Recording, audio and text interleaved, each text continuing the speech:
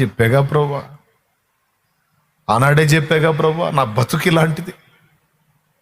నీ పక్కనే ఉండి, నీ దగ్గరే తిని, నీ దగ్గరే పండుకొని, నువ్వెవరో నాకు తెలియదని ఒక్కసారి కాదు, 2 సార్లు కాదు, 3 సార్లు అబద్ధం పడిన దుర్మార్గుడిని ప్రభా, అస్థిరుణ్ణి ప్రభా, అపనమ్మకస్తుడిని ప్రభా, మోసగాడిని ప్రభా, అబద్ధీకుడిని ప్రభా. నేను చెప్పలేదా నీకు? అప్పుడే నన్ను పిలిచినప్పుడే చెప్పా, పనికి రాను, తగను ప్రభు, తగను తగను తగనని తగను తగనని తగను తగను.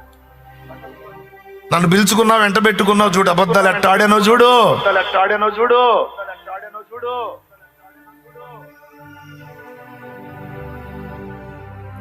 అప్పుడు యేసయ్య ఏం మాట్లాడుంటాడండి? ఏమని ఉంటాడు? సిమోను, బాధపడకు, నీలో ఉన్న ఈ దీన మనసే నాకు నచ్చింది. నీ అనర్హతని, అయోగ్యతని గుర్తించావు చూడు సిమోను, ఆ దీన మనసే నాకు నచ్చింది.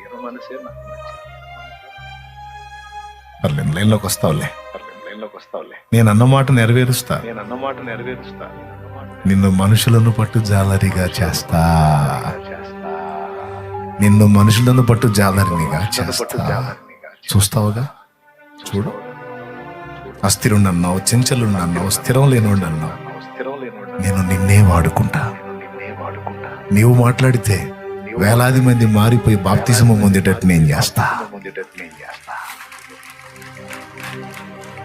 ఒక ప్రసంగానికి 3,000, ఒక ప్రసంగానికి 5,000, ఒక దెబ్బకి 2 ప్రసంగాలకి 8,000 మంది బాప్తిసము పొందారు.